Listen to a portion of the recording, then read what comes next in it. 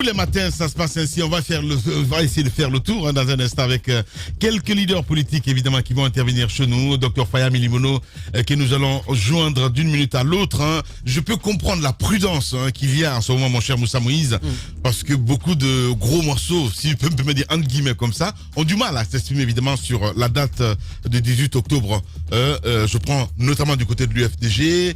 Oui, donc on dit, il faut d'abord revenir évidemment sur la Constitution de 2010.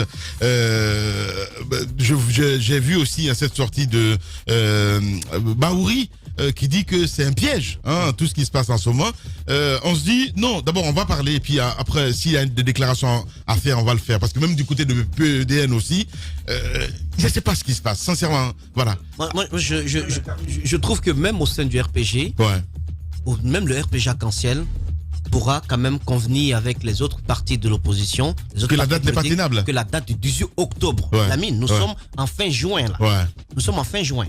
Et juillet, août, septembre, octobre, c'est pas possible. Donc, avec tout ce qu'il y a à partir du mois d'octobre, il n'y aura pas de président. Mais ce pouvoir est-il capable de prendre le risque d'être frappé par l'illégalité et l'illégitimité? C'est la question que je me pose. Parce qu'aller au-delà de décembre et ne pas renouveler son bail, si tant est que la Constitution, je ne sais pas laquelle nous gouverne, si tant est que cette Constitution lui permette de se représenter de nouveau à ce poste-là. Mais c'est un risque, c'est un gros pari. Je pense que le président de la République ne peut pas prendre du tout.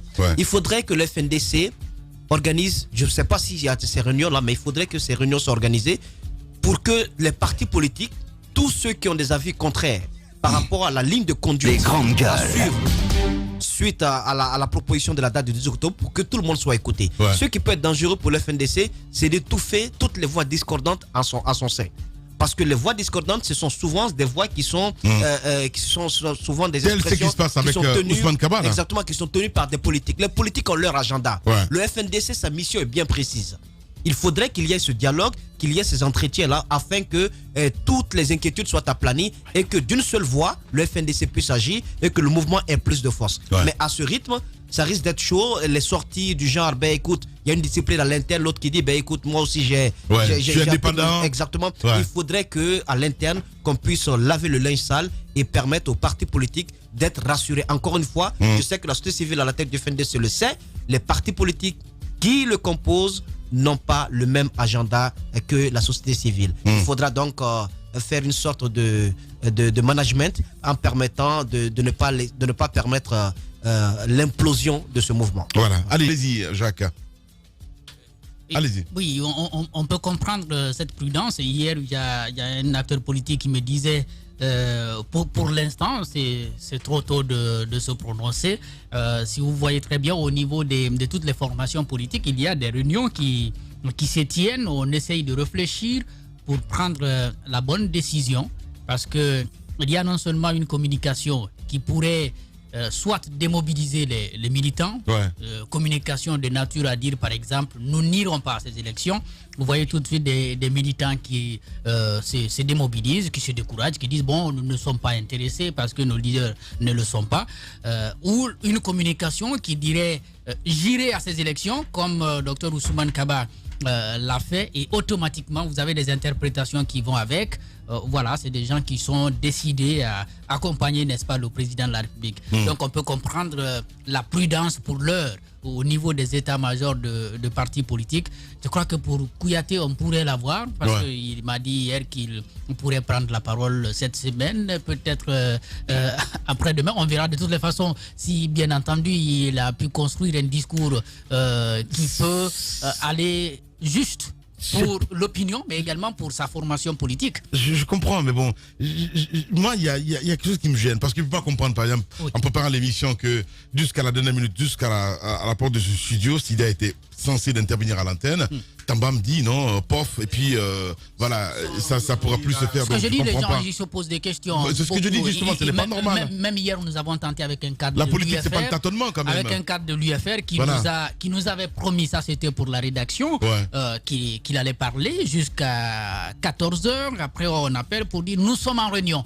Donc, les gens essayent d'étudier le discours qu'il faut tenir face à cette situation. Donc, ça en tâtonne. Est-ce qu'il faut dire tout de suite nous n'irons pas à cette élection, et automatiquement vous avez déjà une phrase qui est retenue au sein de l'opinion. Si demain vous revenez pour dire bon finalement j'ai décidé d'aller, on dit bon vous n'avez pas été cohérent. Ou alors vous dites nous irons à ces élections. Vous avez des interprétations qui vont aller tout de suite. Je crois que certains veulent être beaucoup plus prudents que d'autres. Pour ne pas se suicider. Voilà, pour ne pas se suicider, c'est pourquoi il y a cette mesure de prudence. En tout cas, c'est le constat que j'ai fait. Voilà. Allez, le réalisateur me signale, on ne peut pas avoir Dr Faya Milimono ce matin. Je ne sais pas trop ce qui se passe. Hein.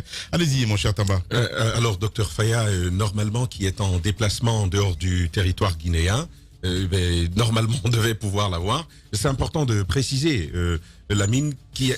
Allez, tu vas enlever le casque, c'est mieux, mon cher ami, voilà, parce que ça siffle. Allez-y. Donc, il y a bien de la volonté pour certains leaders d'intervenir. C'est le cas, par exemple, de Sidia Touré, qui souhaiterait intervenir. Ils verront ça ils étudieront la question avec Aboubacar Diallo, qui souhaite intervenir ce jeudi. Et d'ailleurs, il souhaite le faire en studio. En studio, ce serait intéressant de l'entendre sur ces questions. Mais oui, je pense qu'il y a une démarche importante. Celle de se réunir, de réfléchir pour avoir le discours qui tienne.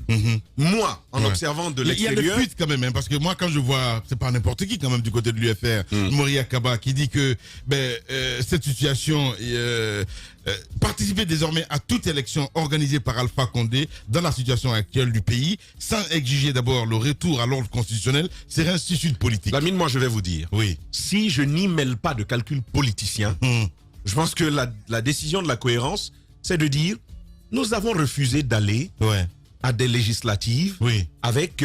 en fait, c'est la position de Cellou Dalein Diallo. Sans calcul politicien, moi, je pense que c'est celle-là que j'aurais prise. En rajoutant sur les leaders, justement, qui ne sont pas encore intervenus sur la question sur nos antennes, il faut quand même rappeler que Cellou Dalein Diallo aussi, d'ailleurs, qui s'est exprimé sur RFI, qui étudie justement la possibilité d'intervenir sur nos antennes, a déjà dit la position de sa position à lui, j'imagine c'est la position de l'UFDG, avec une série de j'ai envie de dire de préalables.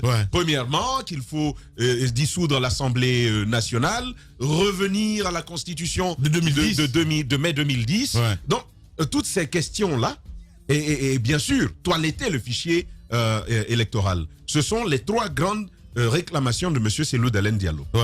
Est-ce que ça va être le cas avec l'UFR? Je pense que ça devrait l'être tout bonnement, parce qu'ils ont pris la décision, lorsqu'il s'agissait du double scrutin, de ne pas y envoyer leurs éléments. Que vont-ils faire? Comment est-ce que la décision va être appréciée par le reste du parti s'ils décidaient, par exemple, d'aller à ce processus électoral tel que Ousmane Kaba a décidé de le faire. Donc je pense qu'il y a une démarche de cohérence qui s'impose, et ces leaders politiques vont être observés à la fois par leurs militants, mais aussi par toute la nation, qui a quand même suivi depuis une année cette opposition à la nouvelle constitution, à un éventuel maintien du professeur Alpha Condé au pouvoir. Ça reste une question véritable. Mais je vais vous dire, déjà, on a Dr Ousmane Kaba. Et ce n'est pas rien. Par rapport à une éventuelle élection présidentielle. Je suis d'accord avec toi. Ce n'est pas rien. Souvent, le discours qui tiennent, c'est quoi exactement? Ne pas créer un parti politique pour rester éternellement sans aller aux élections. On a entendu les leaders ici. D'autres sont aujourd'hui avec le président Condé. Et vous savez ce qu'ils disent en coulisses? Non, mais moi, je n'ai plus de carnet d'adresse. L'opposition, ça coûte cher et tout ça. Donc, il faut aller prendre un peu d'argent. Tu vois, ils sont haut placés aujourd'hui auprès du président. Lamine, je vais vous dire. Moussa sait de quoi je parle. Lamine, je vais vous dire. L'analyse que j'en fais, c'est un peu une analyse de réel politique. Il y a beaucoup de leaders politiques ici qui savent que, c'est-à-dire quand tu enlèves le bruit qui est fait, ils savent que Sékou Touré, c'est pas fait pour eux. En évaluant la texture sociologique et politique de notre territoire, tu sais qu'un tel leader, tu n'as pas besoin d'être devin pour savoir qu'un tel leader, normalement, s'il n'y a pas une situation exceptionnelle, lui là, il ne peut pas être président en Guinée. À cause de ceci, à cause de cela. Ces leaders en ont conscience. Ils tiennent les discours qu'ils tiennent, ils ont le propos qu'ils ont, mais ils n'oublient pas cette réalité. Ça peut dicter certaines démarches telles que nous sommes en train de le voir aujourd'hui. Je ne parle pas en l'occurrence de Dr Ousmane Kaba, qui pourrait par ailleurs s'y retrouver, bien sûr. Parce qu'il s'agit nous avons quand même deux gros mastodontes jusque-là. Alpha Condé, on attend de savoir quelle va être sa décision. De l'autre côté, on a l'UFDG, l'écrasante UFDG. Ça, c'est aussi une réalité qu'on ne perd pas de vue. Ouais. Et donc, je pense que maintenant que Ousmane Kaba dit qu'il va y aller, il ne faut pas être étonné que demain, dans les jours à venir, de voir un assouplissement sur certaines déclarations. C'est pourquoi les gens jouent la carte de la prudence devant un certain assouplissement. Vous vous rappelez, Cellou Dalein Diallo est allé aux élections présidentielles de 2015. Pardon, il a laissé toutes sortes à cause de Sidia. Vous vous en souvenez? À cause de Sidia. La décision à l'UFDG, jusqu'à dernièrement, c'était de dire on ne va pas. Mais Sidia a dit écoutez, moi je vais à ces élections. Et puis, après le vote, Cellou dit non, ça a été triché, il faut qu'on aille devant les juridictions, il faut ceci, il faut cela. Sidia Touré est reçu par le professeur Alpha Condé, qui le salue, il sourit bien, et très très vite, il est félicité. Et les carottes sont cuites, c'est réglé. Et donc, il s'agit finalement d'un jeu, on est comme sur un échiquier. Les cartes politiques sont avancées en fonction de l'action des autres acteurs, on analyse leurs choix, leurs décisions, et les résultats qu'ils espèrent obtenir après chaque action, et on définit son action à soi conformément à cela. Et c'est ce qui me fait dire que dans les jours à venir, il ne faudrait pas s'étonner que les mêmes qui vous disent on n'a pas été d'accord avec le scrutin législatif pour les mêmes raisons, vous disent de l'autre côté, écoutez, cette affaire-là, il faut y aller, parce que les autres sont partis. Parce que les autres sont partis. Vous êtes chez les GG. Tout homme qui fera profession de rechercher la vérité et de la dire sera toujours odieux à celui qui exercera l'autorité. Condorcet. Bienvenue chez les GG sur Radio Espace Guinée.